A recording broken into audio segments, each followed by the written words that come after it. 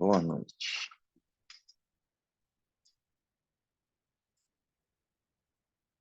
Então, vamos para nossa leitura do livro Pranayama, de Swami Kuvalayananda. Na verdade, a leitura de hoje, ela não é de uma parte principal do corpo do livro, mas ela é de um artigo, uma espécie de um anexo do livro. Tem muitas coisas interessantes, né, nesse livro. Tem muitas coisas que me fizeram, assim, atualizar ou relembrar ou repensar a prática do pranayama e algumas considerações bastante práticas, assim, sabe? Algumas coisas bastante práticas, coisas muito interessantes. Algumas descobertas, como, por exemplo, algo que eu procurei transmitir na prática de hoje de manhã, que é fazer o Kapalabhati com as costelas expandidas. Não é uma novidade isso? Mas isso está escrito no livro de 1933 do Swami Kuvalayananda. Eu achei isso muito curioso, porque apesar de já ter tido aulas, né, com tantos professores que vieram de lá, é, tantas vezes com pessoas que estudaram lá ou que foram professores de lá, eu nunca tinha tido essa informação, ou pelo menos eu nunca tinha registrado essa informação. E aí foi muito curioso também, porque uns 2 dias antes de eu ler esse trecho do livro, eu estava justamente experimentando isso. Falou, nossa, parece que o Kapalabhati ele se torna mais ascendente se a gente fizer com as costelas expandidas. Eu estava meio misturando um Uddiyana Mudra, né, que é essa coisa de respirar com as costelas expandidas, e o Kapalabhati, porque o Uddiyana Mudra proporciona essa ação ascendente. E o Kapalabhati, muitas vezes, se a gente não toma cuidado, ele vai criando um empurrão para baixo. E aí, 2 dias depois, eu pego esse trecho do texto e falo, nossa, então tem algum sentido nisso, né? Mas é muito curioso, porque isso escapou completamente ao que eu já vi, né? Qualquer uma das pessoas ensinando sobre Kapalabhati. Esse é um exemplo. Outro exemplo que me chamou a atenção, quando ele fala de Nauli. Nauli é uma técnica difícil de ensinar, né? E também eu nunca vi ninguém explicar, e também nunca tive nenhuma explicação dessa forma, onde ele envolve os músculos das costas. Fala, contrai os músculos das costas como se eles estivessem dando um empurrão para frente. Naquela tentativa da gente isolar os reto-abdominais, né? Um empurrão pelos músculos das costas. E, poxa, isso também é uma coisa muito curiosa. É, outra coisa que me chamou a atenção, onde ele coloca lá um ponto de concentração. Também fiquei tentando falar sobre isso hoje de manhã. Que eu estava revendo justamente esses trechos, né? E aí isso acaba ficando vivo, assim. Concentração durante o Kapalabhati, na vibração produzida pelo golpe de contração desse abdômen que vai para dentro quando expulsa o ar, isso cria um golpe para dentro do corpo, né? Como se a parede do abdômen estivesse batendo lá para dentro do corpo. Tum, tum, nessa área do umbigo para baixo. Como se isso fosse lá na direção da base da coluna. E ele fala, vai tentando perceber o efeito de vibração interna produzida a partir desse golpe, com as repetições. Tá, tá, tá. Isso para aquelas pessoas que almejam algum efeito espiritual da prática. Para quem está buscando só os efeitos físicos, não precisa, né? Não precisa. Tudo bem. Interessante, né? Outra coisa que ele fala é, que também é outra coisa que também me chamou a atenção. Na prática de Bástrica, e que se aplica ao Kapalabhati também por consequência, os textos de Hatha Yoga recomendam que essa prática seja feita na postura de lótus, em Padmasana. E aí ele fala, por quê? Porque a postura de lótus Padmasana, ela cria uma trava de pés, né? O pé sobre a coxa contrária cria uma trava. E essa trava é importante durante a execução do Bhastrika ou do Kapalabhati, porque quando essas práticas se intensificam muito, elas vão sendo feitas longamente, repetidamente e muito intensamente. Ele diz que a força produzida pelo efeito da prática desorganiza as pernas se elas não estiverem travadas. E, nossa, que intensidade é essa, né? De Kapalabhati que desorganiza as pernas. Se você tiver com as pernas cruzadas de qualquer jeito, se não tiver com a trava da postura de lótus. E é interessante porque ele não é uma pessoa do século XV ou do século X. Ele é uma pessoa agora do século XIX, XX, na verdade, né? Século XX já. Nasce no século XIX, mas tudo isso já foi agora, século XX, 1930, quando esse livro foi escrito. 1924, quando ele começa as pesquisas. Ou seja, 100 anos atrás, né? 100 anos atrás, falando sobre uma intensidade de Kapalabhati ou de Bhastrika que desorganizaria as pernas, se essas pernas não estiverem muito bem travadas.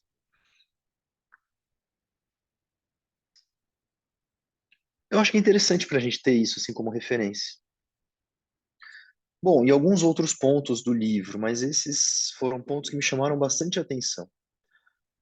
É, e aí tem esse artigo, esse tipo de anexo ao texto, que ele fala de outras três considerações que ele aplica ao Ujjayi, mas que no fundo podem ser aplicadas a qualquer pranayama. Explicações adicionais ao Ujjayi, mas não precisa ser restrito ao Ujjayi. Tá? Poderia ser qualquer pranayama, porque são pontos bem interessantes e que também me chamaram assim a atenção, foi curioso. Vamos tentar ampliar um pouquinho mais aqui. E aí, ele fala aqui. Nesse artigo, então, nos propomos oferecer explicações fisiológicas para as várias partes da técnica de Ujjayi. Para entender claro e completamente qualquer tipo de pranayama, é preciso um trabalho de pesquisa tão vasto que não tivemos êxito em cobrir nem mesmo uma pequena fração do assunto. Entretanto, desejamos apresentar aos nossos leitores tudo o que pudemos compreender sobre fisiologia do Ujjayi a partir de nossas pesquisas e reservar futuras explicações para quando tivermos novas investigações. Coisa viva, né? Vai andando, vai acontecendo. Ao analisar a fisiologia do Ujjayi, poderemos analisar também alguns dos aspectos que são comuns a todas as variedades de pranayama. Tanto é que ele toma o Ujjayi no texto para falar do pranayama em geral, de certa forma. Ele tem muitas páginas para falar do Ujjayi, poucas páginas para falar dos outros, né? Muitas páginas para falar do Ujjayi, muitas páginas para falar do Kapalabhati, várias páginas para falar do Bhastrika, que é uma combinação dos dois, e poucas páginas para falar do resto. Tentaremos primeiramente compreender cientificamente a questão da postura que necessitamos assumir em o quê? Hã? Ficou alguma coisa errada aqui. Em alguma coisa. Tá? Em alguma coisa. Errou aqui. Tem alguma coisa que precisa ser. Ah, não. Peraí. Porque isso aqui ficou a mais. Calma aí. Isso que dá, né, gente? Essas revisões são infinitas por causa disso. Toda hora você acha alguma coisa. Pronto. Então tá bom. A posição da coluna. Tentaremos primeiramente compreender cientificamente a questão da postura que necessitamos assumir em Ujjayi. E aí ele fala aqui, a gente pode dar uma passada mais rápida, que o Ujjayi deve ser praticado, pode ser praticado, tanto na posição em pé, quanto na posição sentada, né?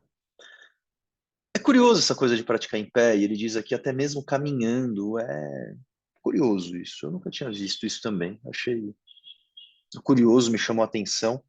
Nunca vi isso sendo levado adiante, talvez tenha sido alguma coisa desse momento, não sei.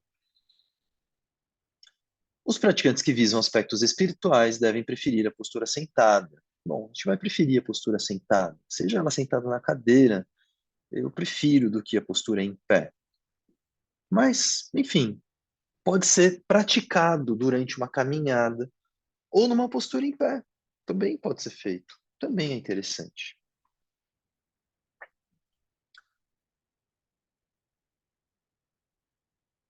Muito bem. Deixa eu grifar isso aqui, porque isso aqui também precisa ser revisto. Os últimos dois números, mas dois números de quê? Talvez sejam artigos anteriores e tal. E aí ele começa a falar.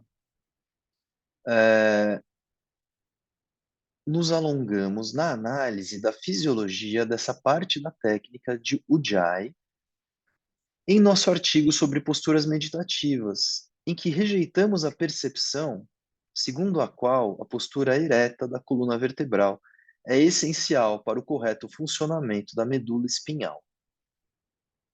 Mas calma, daqui a pouco ele vai explicar. Não, é para manter a coluna ereta. Só que ele está refutando o motivo, né?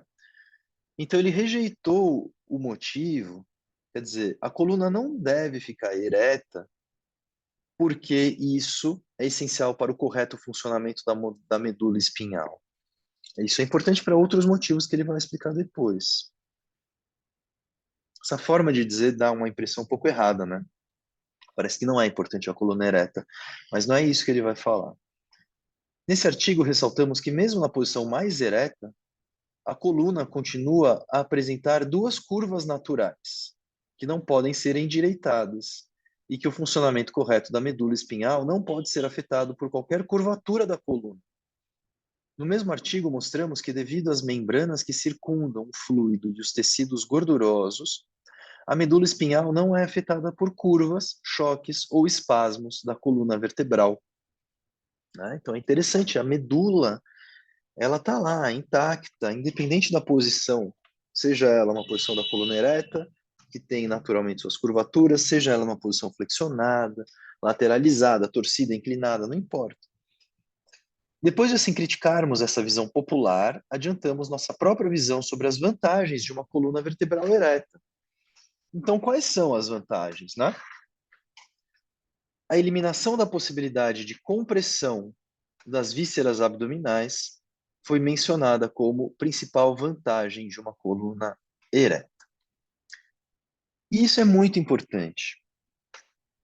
Então, muitas vezes, né, eu vejo, em muitos lugares que eu vou dar aula, enfim, para pessoas que eu estou tendo um contato pela primeira vez, ou mesmo pessoas que têm um contato frequente, mas que ainda assim insistem, né? É, e se sentam no chão, sem almofada, sem suporte, e acabam ficando com uma posição curvada da coluna. Não uma posição tão ereta quanto se tivesse em pé, porque quando a gente se senta, a gente deveria conseguir manter a coluna tão ereta como se estivesse em pé. Mas se a gente não consegue isso, há uma curvatura da coluna.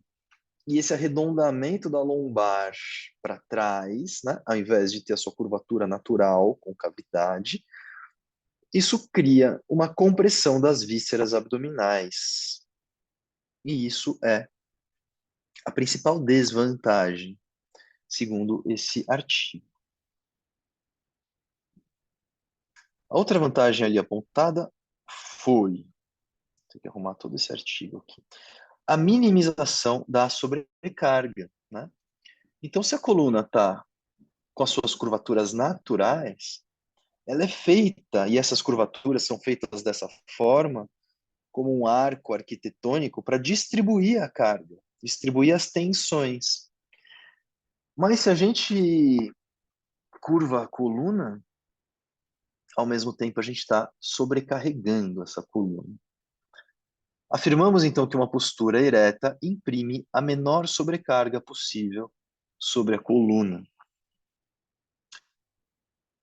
Mas lembra, isso não está afetando a medula espinhal. A medula está lá, toda protegida. Isso está afetando a própria anatomia da coluna e isso está afetando a fisiologia dos órgãos. Existe ainda uma terceira vantagem em manter a coluna vertebral ereta. Ela propicia liberdade de movimento ao diafragma em seus movimentos respiratórios. Quando uma pessoa se senta arqueada sobre si mesma, as vísceras abdominais comprimidas interferem seriamente na movimentação do diafragma. O aprendiz da cultura iógica precisa alcançar todas as três vantagens em se manter a coluna ereta, esteja ele praticando o jai sentado, em pé ou andando, ou outro pranayama. O jai aqui é só um exemplo, poderia ser outro, né?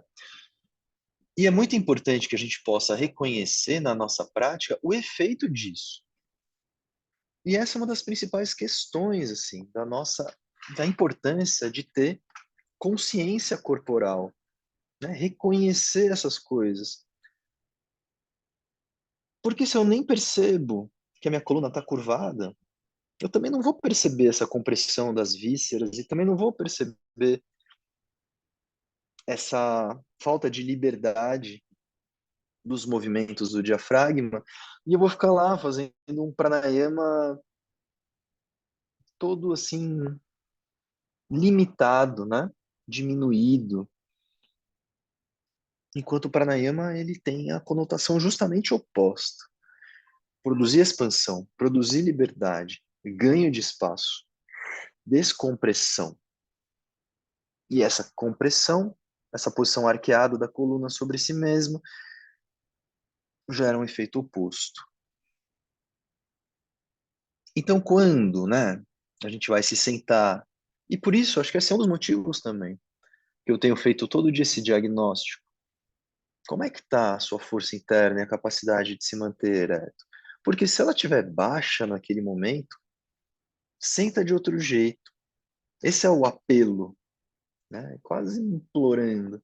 Se você está sentindo que a força interna está fraca, está baixa naquele momento, e está difícil sustentar a coluna ereta, a gravidade ela está, né, imperativa, usa alguma coisa, mesmo que seja a cadeira, um banco, é muito melhor.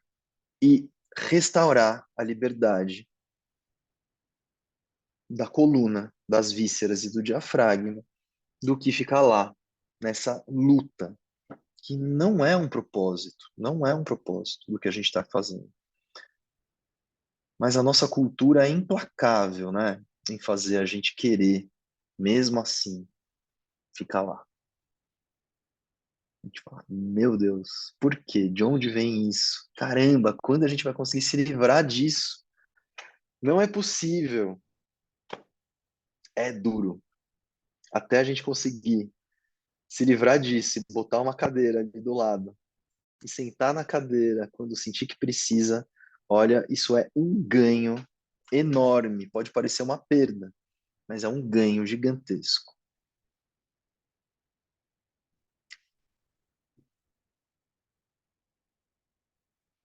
Bom, e aí ele fala essa coisa do caminhar, do caminhando ou em pé, mas que também vale para a posição sentada, né? Mas ele fala que é mais fácil disso acontecer quando a pessoa está em pé ou andando. Qual é o erro?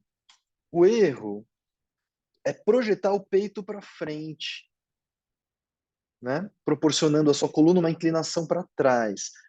Tudo bem, a gente pode até nem proporcionar, mas se a gente proporciona essa posição, né, do peito posicionado para frente, naturalmente, automaticamente, eu estou comprimindo as costas, estou comprimindo atrás. Então, para projetar o peito para frente, eu preciso comprimir atrás. E comprimir atrás não é desejável. Isso é fisiologicamente danoso. Ao projetar para fora seu peito, o aprendiz esticará seus músculos abdominais, que assim não poderão se movimentar livremente e por isso interferirão na respiração. Né? Então, projeta o peito para frente, está esticando os músculos do abdômen, isso é uma questão. E está comprimindo tudo lá nas costas, isso é outra questão, que ele acabou nem falando. Tudo bem? Posição da coluna, bastante básico, bastante elementar, mas bastante importante, porque nossa cultura ocidental nos faz agir de uma maneira assim, um pouco. É engraçado, né? Porque é tanta racionalidade, mas faz a gente agir também de forma irracional muitas vezes, né? Curioso isso. Essa racionalidade que nos coloca afastados do corpo, ela também é um pouco irracional, né? A posição das mãos. Isso é outra coisa que também eu nunca tinha pensado, nunca tinha visto ninguém me falar. Em seguida, essa análise das vantagens de uma coluna vertebral ereta, prosseguiremos com uma análise da significação fisiológica da posição das mãos. Em Ujjayi, as mãos precisam repousar sobre os joelhos, se este pranayama for praticado sentado. Ou elas poderão estar uma sobre a outra, repousando no colo do praticante. Tá? Então tem um apoio para as mãos. Apoiar sobre os joelhos, com as palmas para baixo, com as palmas para cima, ou no colo, uma palma sobre a outra. Mas se for feito em pé ou caminhando, só a título de curiosidade, mãos na cintura, né, repousadas sobre os ossos ilíacos. Caso queiramos seguir a totalidade da técnica ortodoxa, a mão direita poderá repousar no nariz durante a exalação, mas bom, enfim, isso é outra história. Mas o que é importante aqui, em nenhuma hipótese, os braços deveriam pender dos ombros, pois assim sobrecarregariam o tórax. Né? Então não deveria estar com os braços muito soltos, sem esse apoio das mãos, porque senão esse peso dos braços pendentes sobrecarregam o tórax e diminuem a possibilidade do tórax se expandir. Detalhe, né? Detalhe do detalhe, assim. Muito interessante. Seja qual for o exercício respiratório, um pranayama ou mesmo qualquer outro tipo de respiração, o tórax deve sempre estar livre de carga, de modo que os movimentos respiratórios sejam tão completos quanto possível. Se as mãos não se apoiam e os braços ficam pendendo dos ombros, acabam por exercer uma carga sobre o tórax e não permitem que a inspiração seja tão abrangente quanto seria de outra maneira. Não é interessante? Às vezes a gente até faz isso, né? Mas talvez sem perceber. E de novo, se a gente faz isso percebendo, é muito melhor. Muita gente já faz com as mãos nos joelhos, até porque tem assim essa imagem do senso comum, né, de que a posição de meditação é com as mãos nos joelhos, ou em Jnana Mudra, né, com o dorso das mãos. Mas é muito interessante se a gente começa a perceber que esse apoio das mãos nos tira o peso dos braços pendentes e que isso libera o tórax para se mover mais livremente. Muito legal isso também. Quando conferimos às mãos qualquer uma das posições de repouso que sugerimos acima, remove-se parcialmente essa sobrecarga, resultando em uma inspiração mais livre. Quem quer que pratique o Jai, primeiro com as mãos pendentes, depois com as mãos em repouso, verificará essa afirmação. Quando a prática precisa se estender por um considerável período de tempo, a sobrecarga das mãos pendentes passa a ser significativa. Isso também é uma outra coisa, né? Se a gente faz ali por 5 minutos, 10 minutos, se a gente faz uma vez por semana ou duas, nada disso vai fazer diferença, né? Mas se alguém passa ali meia hora, 1 hora, 2 horas, fazendo uma prática respiratória, o que não é assim nada de outro mundo, né, dentro desse contexto de práticas, essas coisas começam a ser significativas. E aí a posição da coluna é muito significativa, porque você vai passar ali 1 hora sentado. Isso vai fazer diferença. A posição dos braços é muito significativa, porque você vai passar ali bastante tempo sentado, isso vai começar a fazer diferença, né? É igual carregar uma sacolinha de feira, você fala, comprou pouca coisa, né? Ah, a sacolinha tá leve, mas eu vou carregar isso por 10 quarteirões. Vai chegar uma hora que vai começar a doer o dedo, né? Mesmo ali levinho. Chega uma hora que mesmo uma pequena sobrecarga do peso dos ombros começa a fazer uma diferença. Será, no entanto, imediatamente aliviada caso as mãos sejam repousadas em qualquer uma das posições recomendadas. Muito legal. E ele fala que pessoas mais enfraquecidas, ele usa esse termo várias vezes no livro, eu não entendo muito bem o que ele quer dizer com isso. Então, pessoas mais enfraquecidas, que se sentam por um longo período de tempo, encontrarão mais conforto repousando as mãos na frente do que nos joelhos. Não sei muito bem o que é, né? Porque ele usa esse termo algumas vezes. Enfim, tem essa possibilidade.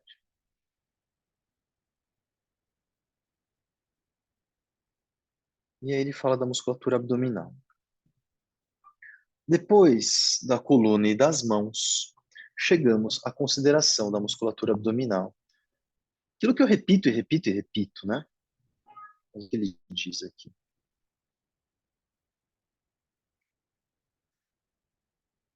Estamos falando dos músculos que formam a parede frontal do abdômen.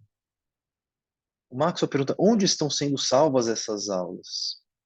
Lá no nosso aplicativo, Roji Yoga, ou no app.rojioga.com.br, o site, né, que você pode ir pelo seu computador.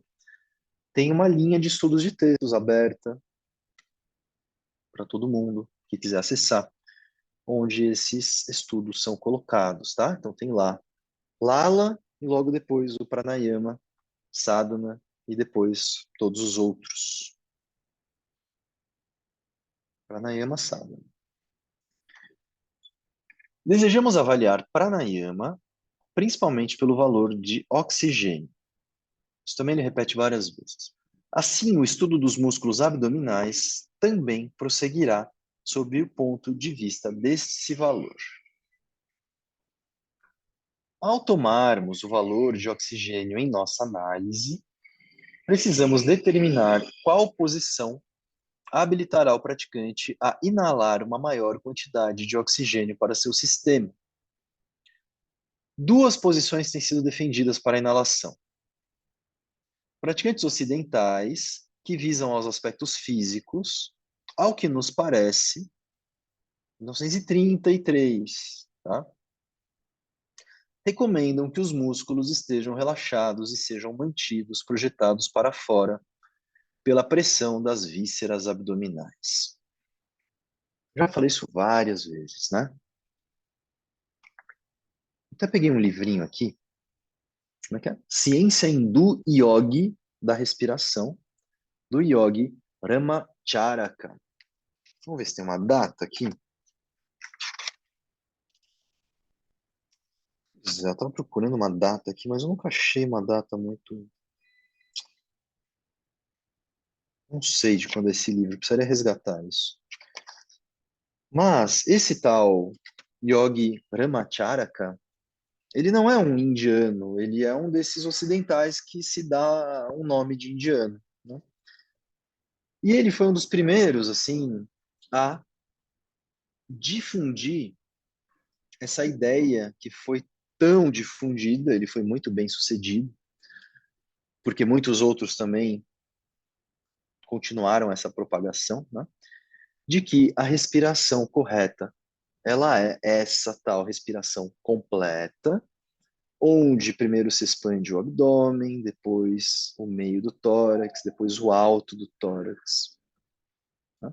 Então, por isso que ele está falando aqui, porque isso se popularizou, isso chegou até a Índia, isso chegou até Swami Kuvalayananda, lá em Lonavala, né? É muito antenado, claro, no que vinha do Ocidente, nas pesquisas, nas ginásticas, nas ciências. E aí, por isso que ele fala, praticantes ocidentais que visam aos aspectos físicos, ao que nos parece, recomendam que os músculos estejam relaxados, abdominais, né? Estejam relaxados e sejam mantidos projetados para fora pela pressão das vísceras abdominais. Durante a inspiração, o diafragma desce, pressiona as vísceras. Se o abdômen está relaxado, essas vísceras distendem o abdômen para fora. A técnica iógica demanda que esses músculos sejam mantidos sob controle durante a inalação. Qual das duas posições assegurará mais oxigênio na inalação? Isso também é uma outra coisa muito interessante, porque a técnica iógica demanda que esses músculos sejam mantidos sob controle durante a inalação. Isso não está escrito com essas letras. Nenhum texto, né? Nenhum texto.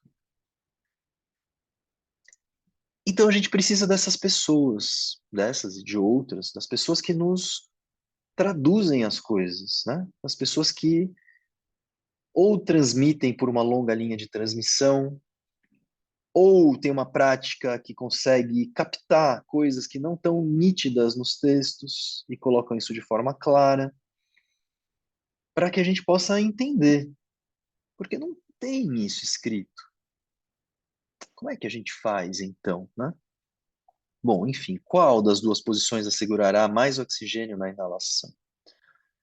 Praticantes ocidentais que visam os aspectos físicos reivindicam que o abdômen expandido permite que o diafragma se abaixe mais. Tá? Então ele baixa, se você distende o abdômen para fora, você consegue baixar mais o diafragma, assegurando assim maior capacidade torácica e maior quantidade de oxigênio durante a inalação.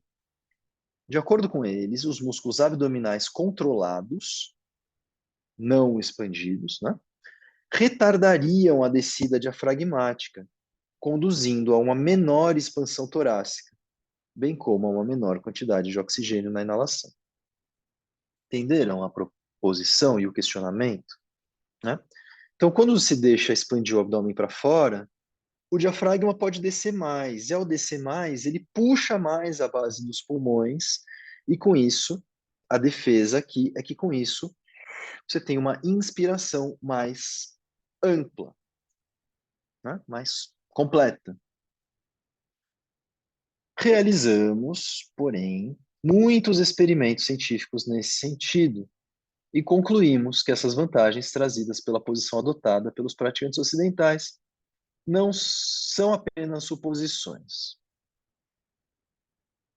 Vamos tirar aqui, porque fica muito redundante.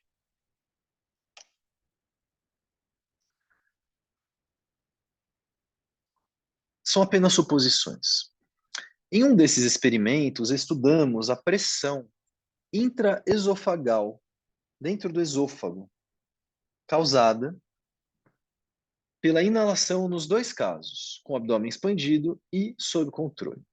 No caso do abdômen controlado, encontramos uma pressão intraesofagal de 21,2 milímetros de mercúrio, enquanto no caso do abdômen relaxado, encontramos 16,8 milímetros de mercúrio. Bom, dados, né? Uma pressão intraesofagal maior, com o abdômen sob controle, e menor, com o abdômen relaxado. Ora, como vemos em nosso artigo, ele tem um outro artigo que chama Variações de Pressão no Pranayama, que também vai ficar disponível. Existe, mas que a gente não vai entrar nele agora, porque ele é muito técnico, existe correspondência entre a variação da pressão intraesofagal e intrapulmonar. Né? Então ele mede lá, esse artigo mostra que existe uma relação da pressão dentro do esôfago. Por que é importante isso? Porque é muito mais fácil de medir. Você coloca um tubo com um balão que mede aqui dentro do esôfago, isso é fácil de medir. Dentro do pulmão não é nada fácil de medir. Né? Então encontrar uma relação de uma pressão com outra é muito importante para fazer experimentos científicos. Você mede aqui dentro do esôfago e consegue inferir a pressão intrapulmonar ou intratorácica. A partir disso, podemos concluir que a queda na pressão intrapulmonar é maior na inalação com o abdômen controlado do que com o abdômen expandido. A queda, né, a variação da pressão. Esses resultados nos levam a concluir que a capacidade pulmonar se torna muito maior em inalações com o abdômen controlado do que em inalações com o abdômen expandido. Isso significa que a pessoa pode inalar maiores quantidades de oxigênio, de ar, né, e o oxigênio, quando o abdômen é mantido sob controle muscular do que quando o abdômen está relaxado. E a gente já fez esse teste, né? Porque quando a gente faz a expansão do abdômen, estufa o abdômen lá para fora, tudo bem, a gente consegue um maior alcance do preenchimento da base dos pulmões. Mas a gente não consegue essa mesma capacidade de expansão das costelas altas com o abdômen relaxado. E aí, por um lado, a gente tem um ganho, só que esse ganho não se compensa pelas perdas da dificuldade de expansão, né, das partes médias e altas da caixa torácica, quando o abdômen está todo lá para fora. Além do mais, ele não está mencionando isso aqui, mas a gente também pode refletir sobre isso. Existe uma menor quantidade de ar entrando, menor capacidade pulmonar, e por outro lado, o que também é muito importante para o pranayama, existe um maior esforço para conseguir expandir a caixa torácica quando você deixa o abdômen relaxado. E o maior esforço é inimigo do pranayama, ele é contra o pranayama. No pranayama, a gente quer reduzir cada vez mais a nossa função metabólica, é fazer uma respiração cada vez mais ampla e cada vez mais lenta e cada vez com menos esforço. E é o menor esforço que possibilita que isso aconteça, porque se eu estiver fazendo uma respiração com esforço, eu não vou conseguir alongá-la, eu não vou conseguir fazer pausas, porque o metabolismo ele vai estar ali pedindo, né? Acho que vai ficando claro essas coisas. Discutimos as razões para esse fenômeno nas observações que fizemos em outro daqueles experimentos, tal como segue. O abdômen expandido realmente permite que o diafragma desça mais do que o abdômen controlado, mas o abdômen expandido relaxa as costelas, e isso mais do que compensa as vantagens obtidas com a maior descida do diafragma. Sem entrarmos em detalhes, podemos também ressaltar que os experimentos com raio-x no diafragma e nas costelas, já publicados em outro volume, levam à mesma conclusão que chegamos com os experimentos de alteração de pressão acima mencionados. Eles nem sabiam os efeitos danosos do raio-x, né? Tanto é que Swami de Gambardhi, um sucessor de Swami Kuvalayananda, teve feridas gravíssimas que nunca se cicatrizavam por conta da submissão à radiação. Nem sabiam. Louco, né? Então, assim chegamos a que todas as evidências experimentais provam conclusivamente que, com o abdômen controlado, o praticante assegura uma maior quantidade de oxigênio em sua inalação. Essa é a razão pela qual acreditamos que essa posição adotada pelos praticantes ocidentais que visam os aspectos físicos é mais suposta do que verdadeira. Assim, vemos que a técnica iógica de inalação é fisiologicamente sólida no que tange ao valor do oxigênio. Não só isso, né? Não só isso, porque Swami Kuvalayananda, ele é muito didático nas suas questões, então ele também divide muito as coisas. Mas a gente sabe aqui pelas nossas práticas que o abdômen relaxado e estufado, ele também vai interferir naquele primeiro motivo que era a coluna, né? A coluna é sustentada pelo abdômen, firme. Então ele interfere nas duas questões, né? Tanto na questão da coluna, quanto na questão da capacidade respiratória.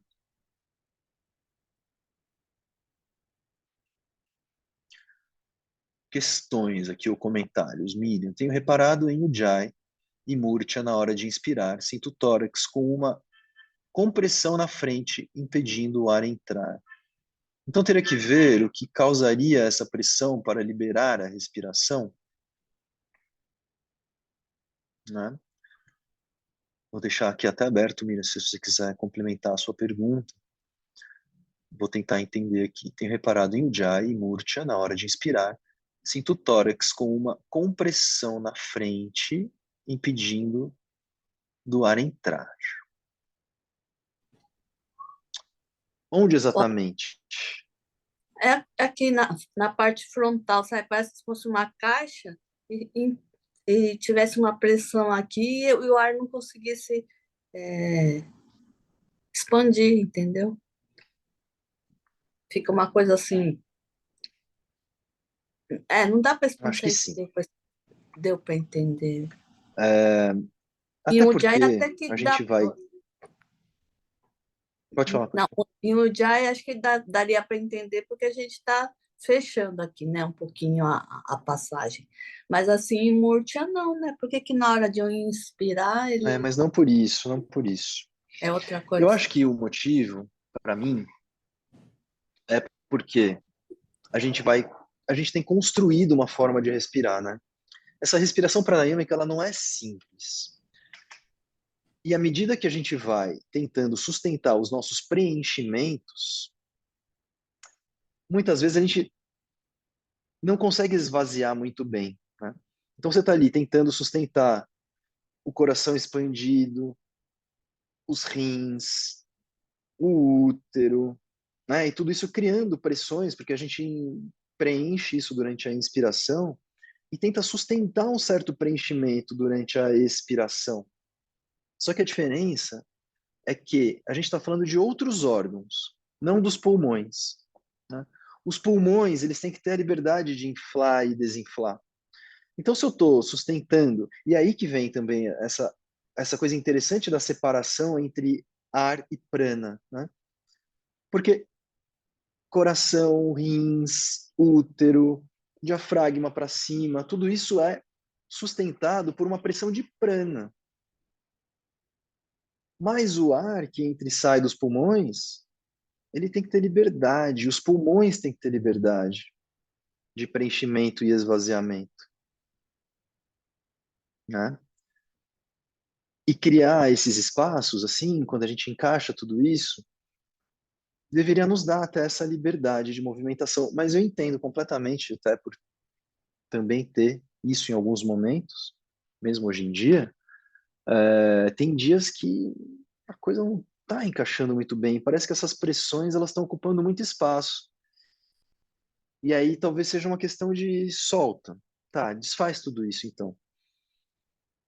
Vai só para os pulmões, respira.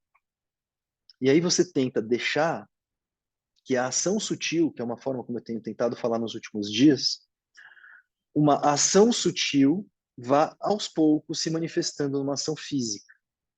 E essa ação sutil, prana, vai criando essas pressões, porque ela vai criando as pressões sem a tensão muscular e sem ocupar o espaço que seria necessário para a respiração continuar funcionando. E toda vez que travar, solta, começa de novo.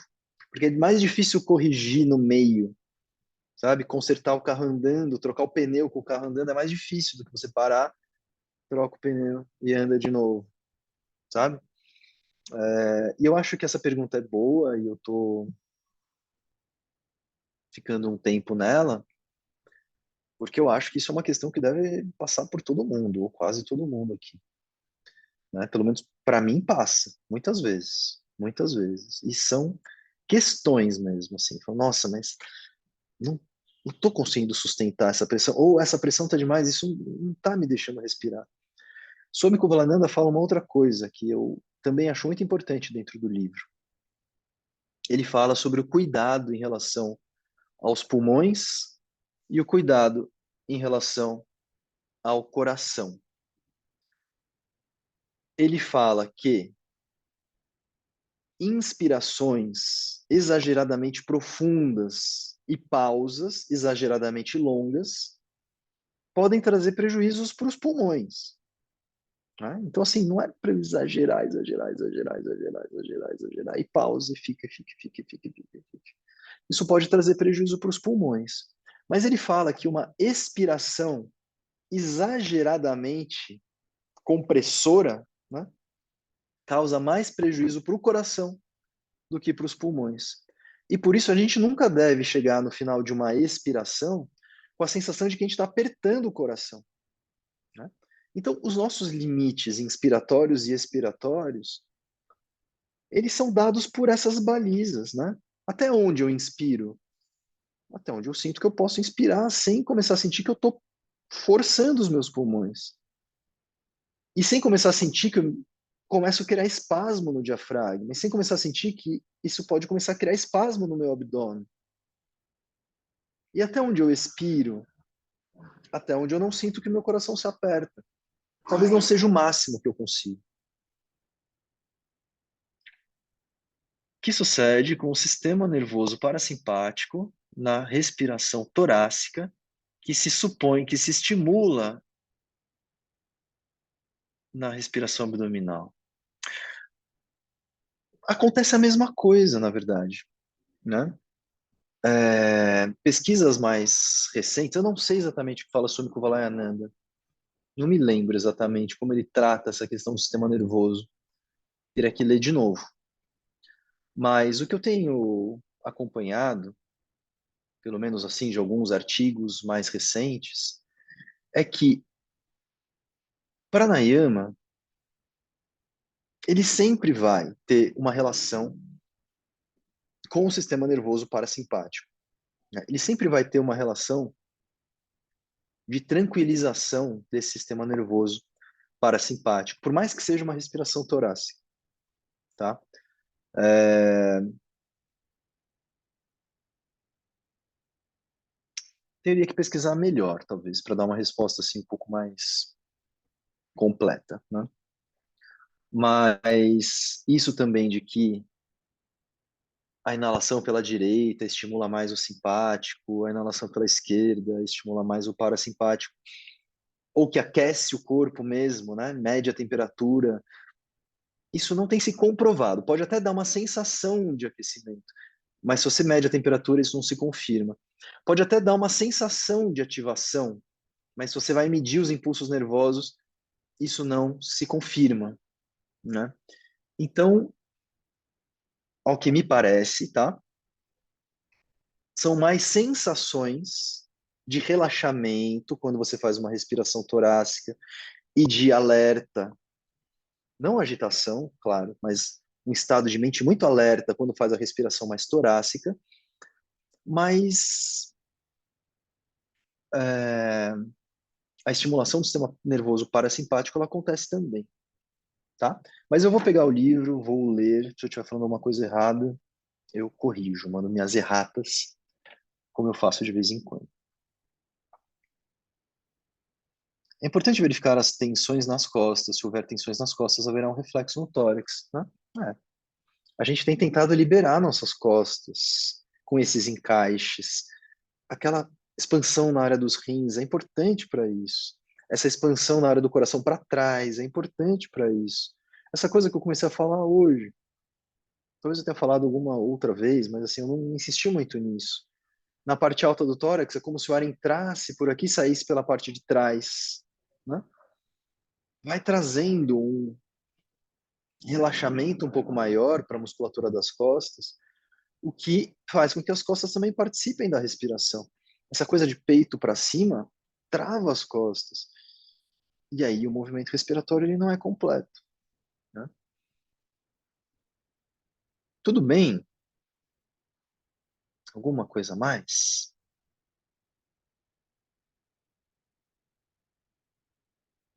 Lição de casa, então, ler o capítulo de sistema nervoso e ver se tem alguma coisa a mais a ser dita sobre isso, e aí eu mando notícias, tá? Se tiver alguma coisa a complementar. Tá bom, gente? Gostaram do livro de pranayamas? Não é legal? Às vezes o Swami Kovalananda é um pouco repetitivo, né? Eu vou reler o livro. Talvez, né, precise, assim, dar uma adaptada em certas formas de linguagem. Mas, poxa, eu achava que eu ia ler esse livro, sinceramente. Inclusive, eu já não li esse livro há muitos anos, porque eu achava que eu já tinha lido esse livro o suficiente. E aí eu vejo com a revisão que eu não li esse livro o suficiente. Eu não li, de fato, eu não li. E tudo isso que eu falei hoje, né, foram novas descobertas. Tanto na introdução, aquela coisa do Kapalabhati, como essas coisas de posição dos braços, essas explicações do abdômen, tudo isso foram coisas assim muito novas. Então, é curioso, né? Às vezes a gente acha que achar que já sabe é também um vício terrível da nossa sociedade. Achar que já sabe é péssimo. Muito bom. Obrigado, gente, por mais uma parceria nessa empreitada, onde eu vou também descobrindo muitas coisinhas para revisar. Beijos. Até amanhã. Semana que vem é Lala de novo, hein? Então voltamos aqui. Valeu. Até mais.